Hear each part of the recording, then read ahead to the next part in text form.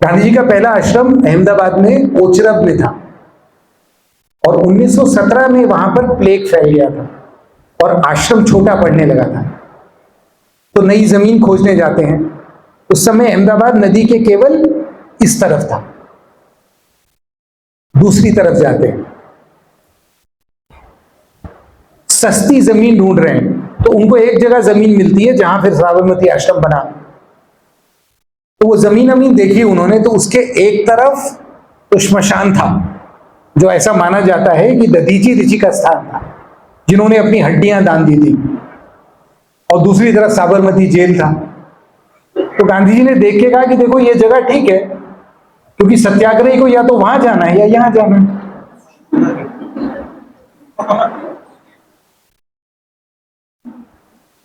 उसको हम लोग इसलिए कायर मानते हैं क्योंकि वो मुझ पे ताव नहीं देता, क्योंकि वो अपने आंदोलन में महिलाओं के लिए जगह रखना चाहता है, क्योंकि वो ये चाहता है कि बदलाव भीतर से आए, डंडा चला के बदलाव नहीं लाना है। और हम में से हर कोई भीतर से अपने आप को बदलने से इतना डरता है, अपने आप को दांव पे लगाना ये सबसे कठिन चीज है। बड़े से बड़े खिलाड़ी के हाथ पैर कांप जाते हैं। गांधी जी अपनी हर चीज में सबसे पहले अपने आप को दांव में लगाते थे। आप लोगों ने संभवतः वो गांधी जी पे काफी जानी मानी फिल्म है अंग्रेजी में, रिचर्ड एटनबरो की, उसमें एक किस्सा शायद देखा हो कि बाथरूम को साफ करने को लेकर बा से उनका झगड़ा हुआ और फिर उन्होंने बा से कहा कि यहां से निकल जाओ। दक्षिण अफ्रीका का है, देखा है? कोई जानता है असली में वो किस्सा क्या था? असली में वो किस्सा छुआछूत से जुड़ा था। जैसे जैसे गांधी जी के सहयोगी बदलते गए, उनका एक सहयोगी विंसेंट नाम का था, तमिल भाषी, जो एक अछूत जाति से था, और तब तक गांधी जी का घर बदल गया था, जनवासा हो गया था, उसमें तरह तरह के लोग आके रहते थे। रात को देर तक काम हो रहा है, चटाई बिछाई, सो गए। और उस समय शौचालय घर के अंदर नहीं होते थे, तो सोने की जगह पर पेशाब दान रखे होते थे, जिसमें लोग रात को पेशाब जाते थे और सुबह बाहर जाके खाली करना होता था। बा और बापू के घर में अगर कोई भूल जाए पेशाब दान खाली करना, तो सुबह कोई ना कोई जाके उसको खाली करता था। तो विंसेंट एक बार भूल गए, तो गांधी जी जाने लगे, तो बा ने उनसे कहा कि तुम रहने दो, मैं करती हूं। लेकिन बा गांधी जी की तुलना में ज्यादा बड़े घर से आई हुई थी और उनमें अपने आप को लेकर थोड़ा सेंस ऑफ सेल्फ जरा उनका स्ट्रांग था। तो वो कुछ ऐसा कहती हुई गई कि अब यही करने को रह गया था, यानी किसी अछूत की पेशाब आपको जाके फेंकनी पड़ रही है। वहां पे गांधी जी का पारा, तो उनसे कहा कि अगर तुमको नहीं करना था तो मत करती, ऐसे बड़बड़ा के करने की क्या जरूरत है। तो बा ने फिर वो झगड़ा बढ़ता चला जाता है, गांधी जी कहते हैं ऐसे रहना तो मेरे घर से निकल जाओ।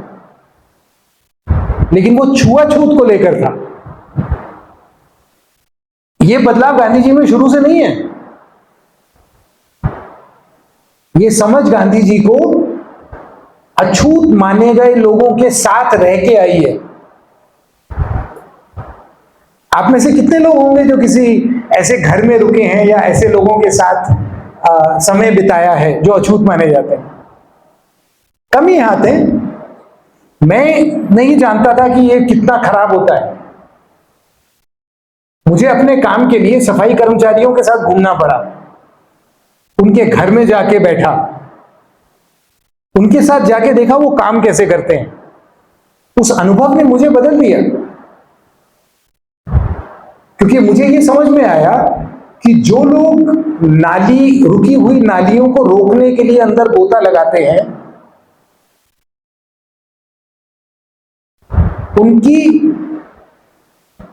उनका श्वास तंत्र खत्म हो जाता है, उनकी सूंघने की शक्ति खत्म हो जाती है, क्योंकि जब रोज आप हाइड्रोजन सल्फाइड सूंघते रहते हैं तो आपकी सूंघने की शक्ति चली जाती है। और फिर जब वो गोता लगाते हैं नाली में और किसी जगह पर हाइड्रोजन सल्फाइड का पॉकेट होता है, उनको पता भी नहीं लगता कि ये पॉकेट है, और वो उसके अंदर चले जाते हैं और वहीं मरते हैं।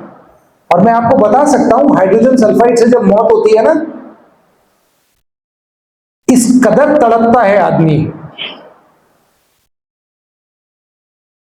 अगर कार्बन डाइऑक्साइड ऑक्सीजन पॉइजनिंग से मरना हो तो वो कहीं आसान है।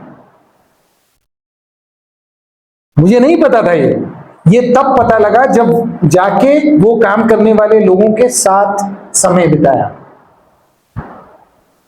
सफाई कर्मचारियों को, हम तो यहां मेडिकल एस्टैब्लिशमेंट में हैं, इतनी तरह के चर्म रोग होते हैं जो गिनना हमारे लिए मुश्किल हो जाए। सब तरह के इन्फेक्शंस, ऑटो इम्यून, सब कुछ।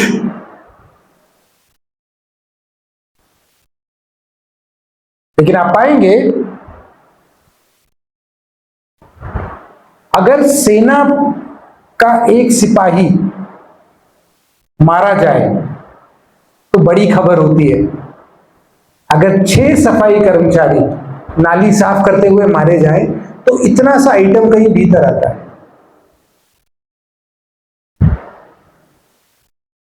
दोनों गरीब घरों से आते हैं। ये हमको तब तक समझ में नहीं आएगा जब तक हम उन घरों में जाके नहीं रहेंगे। और गांधी जी का जीवन ऐसे सब लोगों के साथ जाके समय बिताने से बदला हुआ जीवन। हर कठिन कसौटी पे अपने आप को लगाते हैं, और जब वो उससे निकल कर आते हैं तो अपने आप से थोड़े और बड़े होके आते हैं, और हम सुविधा ढूंढते हैं। आपने इतनी भाषाएं क्यों सीखी?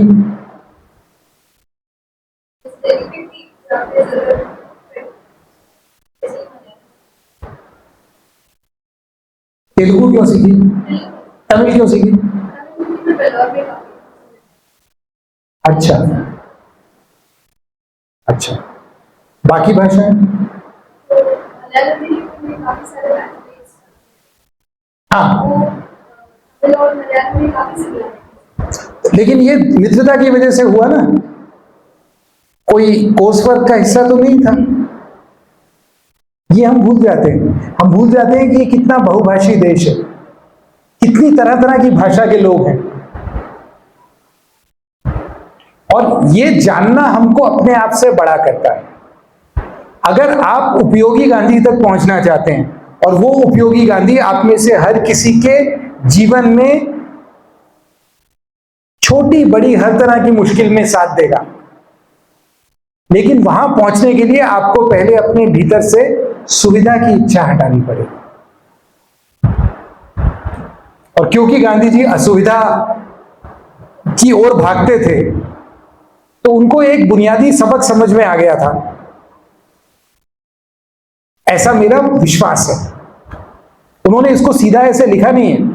गांधी जी कभी भी किसी से मिलते हैं तो उससे सहमति नहीं चाहते। आप पाएंगे आजकल बात क्या होती है, मैं ये बड़ा अजीब, मेरे देखते देखते बदल गया ये। लोग पहले पूछते थे कि इसके बारे में आप क्या जानते हैं, अब लोग पूछते हैं इसके बारे में आपका ओपिनियन क्या है। हम बड़ा एक बहुत नए मायाजाल में आ गए हैं जिसका नाम है ओपिनियन। मुझे कोई चीज पता है कि नहीं पता है इससे कोई फर्क नहीं पड़ता, लेकिन उसमें मेरा ओपिनियन है। निर्माण के बारे में मैं क्या जानता हूं? 2 लोगों को जानता हूं, लेकिन निर्माण पे मेरा ओपिनियन है। अब मुझसे कुछ कहे तो मैं कहूंगा नहीं, मेरा ओपिनियन ये नहीं है निर्माण के बारे में। ये हमारे समय की सच्चाई है। और ओपिनियन, मेरे संपादक थे जिनसे बहुत कुछ सीखने को मिला, और अभय काका के अच्छे दोस्त भी थे वो। तो हम लोगों ने जब काम शुरू किया वहां, तो उन्होंने पहला जो सबक सिखाया वो मैं आपके सामने उन्हीं की भाषा में रख देता हूं। Opinions are like assholes, everybody has one.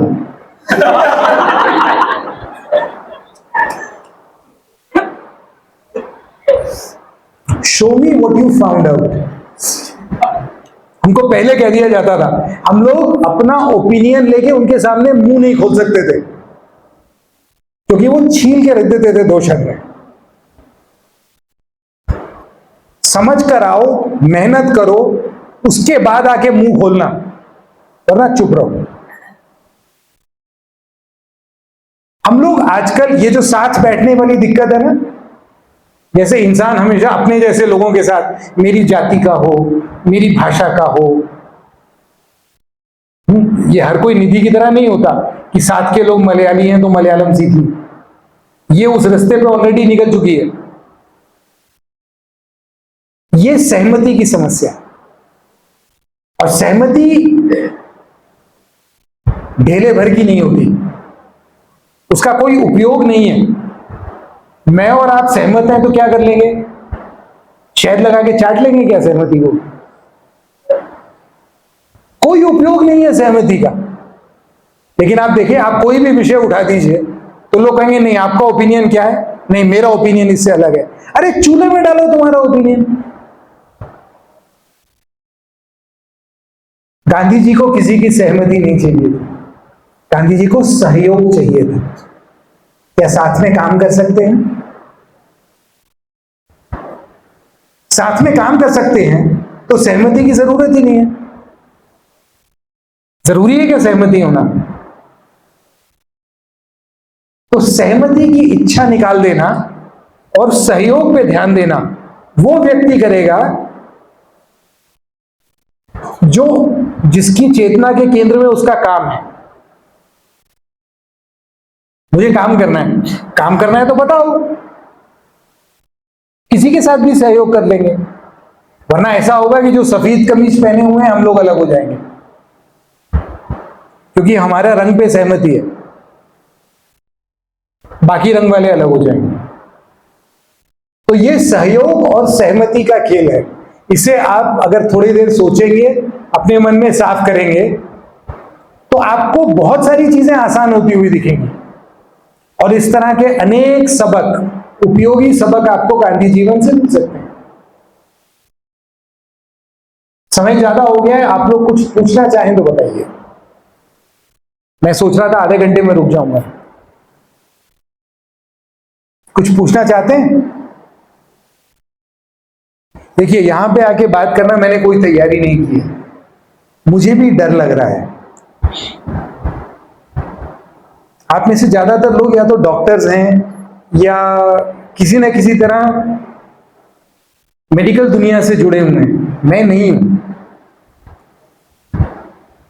मैं यहां पर आकर अपना मजाक उड़वाने के लिए तैयार हो गया है।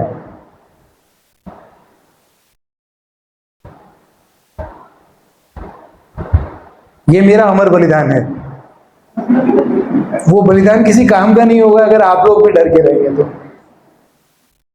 जो पूछना चाहे पूछिए। जो सबसे कठिन सवाल पूछेगा उसके लिए मैं पुरस्कार ढूंढ सकता हूं।